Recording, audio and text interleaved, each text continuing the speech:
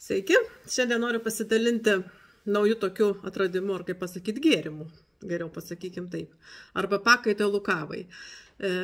Kadangi užsiimu savo organizmo valymu, tvarkymu ir visokių kitokių gerinimų, tai ieško alternatyvų, kaip pakeisti man kavą. Esu pripratus, man jinai patinka, man patinka jos skonis ir nieko čia nepadarysi. Tai va, išbandžiau visokius variantus, labai patinka lubinų kava, netirpi, o pupelių formoje, tiesiog ją reikia susimalti ir gerti kaip kavą. Man jinai patinka, bet ieškau ir kitokių variantų. Ir kažkaip tai netyčia, čia bekalbant su vienais su kitais ir prisiminus praeitį ir visą kitą, žodžiu, iki manęs atėjo kordycepsas, kordycepso grybas, aš su juo labai gydžiau ir vaikus, kai buvo maži ekstraktų, kordycepso ekstraktų. Ir pradėjau kažkaip tai galvoti ir kodėl nepabandžius su kordycepso milteliais, vietoj to, kad pirkti ekstraktą. Jie yra ir labai brangus tas ekstraktas ir žodžiu, reikia ieškoti kažkokio alternatyvų ir taip po truputį viskas man taip labai įdomiai sukrito ir užsisakiau aš kordycepso miltelius, va čia ir tokio maišeliuose sudėta. Nusipirkau reišį miltelius, irgi, aš tai papasakosiu, ką jie daro, ir moringos miltelius, augaliniai irgi milteliai. Kordycepsą aš tikrai žinau nuo seniai, kaip labai gerą imunitetui produktą, bet jisai turi labai stipresnį, ta prasme, platesnį veikimo diapazoną. Aišku, ekstraktas yra pats geriausias variantas, nes tada išekstrahuoja sunkiausiai išsiskiriančias medžiagas, surištas medžiagas. Ir milteliai, aišku, nėra 100% pakaitalas ekstrakto, bet kasdieniam vartojimui aš tai pagalvojau, kad aš pasidarysiu tokį savo gėrimą, kuris man tikrai labai patinka. Ką aš dariau? Aš sumaišiau lygiom praktiškai dalim kordycepsą, reišį ir moringos šiek tiek mažiau dėjau, nes tai yra augalinis, tiesiog, kad nesugadintų skonio. Ir kakavos miltelių. Susimaišyti, kas nori saldumo, galima tada jau ten prisidėti, kas ko nori, ar cukrų vartojat, ar sirupą kokį nors, ar medų. Ir užpilam tą visą mišinį, aš turiu indelį, va čia neturiu pasiėmusi, ir užpilu karštų vandenių, verdančių vandenių, skaitosi, kad netgi galima ir iš vakaro palaikyti, kas nori didesnį gauti efektą, tai galima tiesiog užpilti vandenių karštų ir palaikyti per naktį ir gerti, bet aš darau tiesiog kaip savo malonumui kavos pakaitalo gėrimą. Tai va, gaunasi puodelis tokio rudo skysčio, bet kordycepsas labai kvepia. Oi, pasakiškai kvepia. Jisai primena praktiškai kakavos kvapą. Tai vat skanaus dabar, vat išgeriam. Labai skanu. Tai va tokį aš išgeriu bent vieną ar du puodelius, priklausomai kokio dydžio. Aš mėgstu espresso kavą, tai aš geriu iš espresso puodelio, kad man primintų. Tiesiog netgi net ir nėra to priminimo čia. Lubinų kava, tai jinai daugiau primena kavą, o šičiais neprimena kavos, bet labai skanu. Nežinau, pakol kas tai man labai patinka. Tai va, tai ką daro kordycepsas? Jisai, kaip sakau, imunitetui, jisai pagerina deguonies įsisavinimą, gerina ištvermę, mažina organizmo uždegiminę reakciją, kas yra labai svarbu, jeigu mes valgom rūgštinį maistą. Stresas, jisai didina organizmo uždegiminį procesą. Taip, reguliuoja kraujospūdį, plus kakava, dar turėkite omeny, kad kakava irgi jinai reguliuoja kraujospūdį.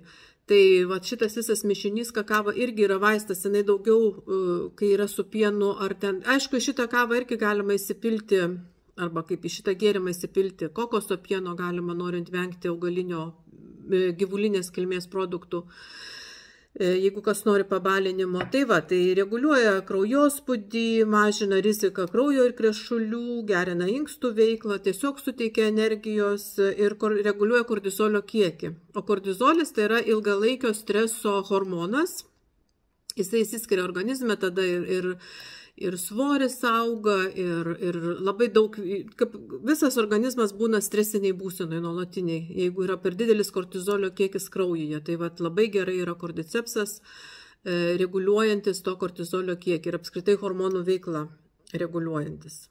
Tai va. į sveikatą dar kartelį. Reiši irgi yra grybas, grybo milteliai, jisai labai gerai irgi imunitetui, streso mažinimui, tai reiškia irgi reguliuoja streso hormonų kiekį, geras antioksidantas ir labai irgi gerai širdies veiklai. Bet aišku, čia yra augalai, mes nekalbam apie tai, kad jeigu išgėriau ir pasveiksiu, ar ten bus viskas sutvarkyta. Labai daug faktorių įtakoja, ar tai kraujospūdį, ar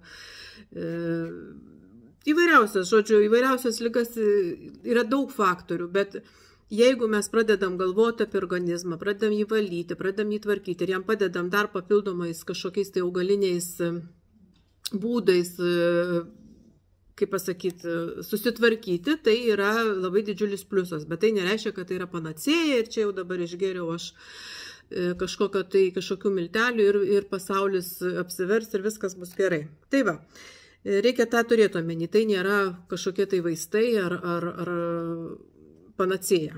Moringa yra augalas, neatsimenu iš Indijos ar iš kur jis atkeliavęs, bet tai nėra visiškai svarbu.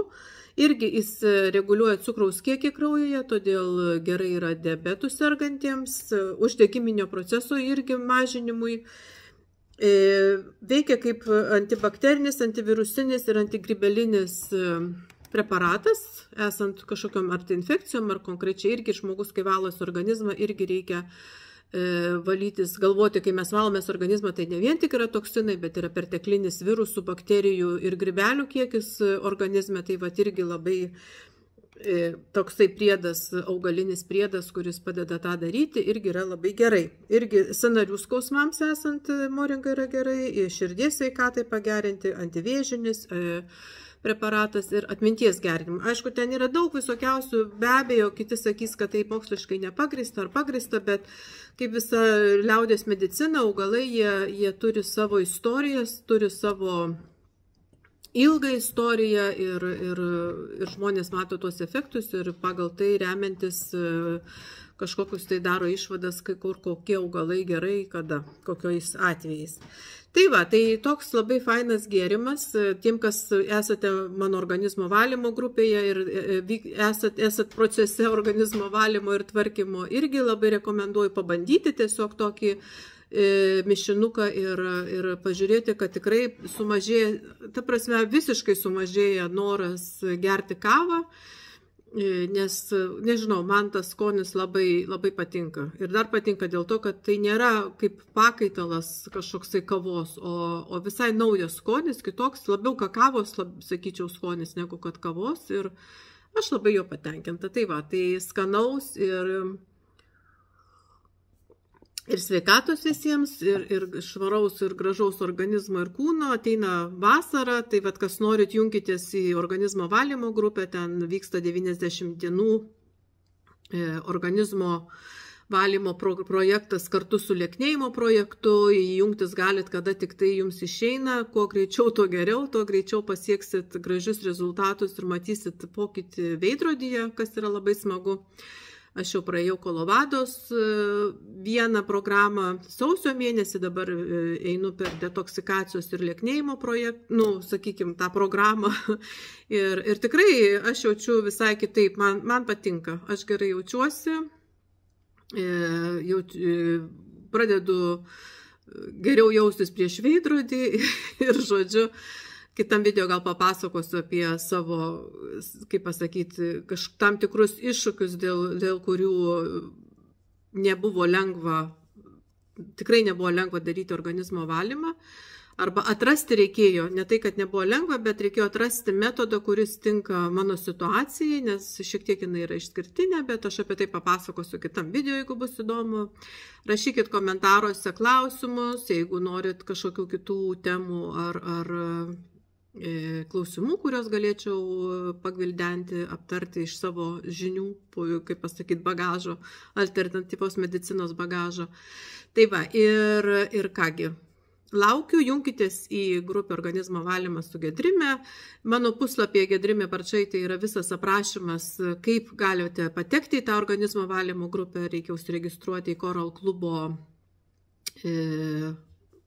šitą puslapį, užsisakyti tam tikrus produktus, nes visas tas projektas toj grupiai kažko tai, prasme, jisai nekainuoja nėra nario mokesčio ar kažko tai, bet produktus perkat per mano nurodytą nuorodą ir žodžiu, tokiu atveju jūs esat priimami į tą grupę. O ten dalinamės įvairiausią informaciją, kuri yra reikalinga, palengvinti visą tą valymosi procesą ir kuo sklandžiau, kad viskas eitų. Ačiū, sėkmės ir iki pasimatymo.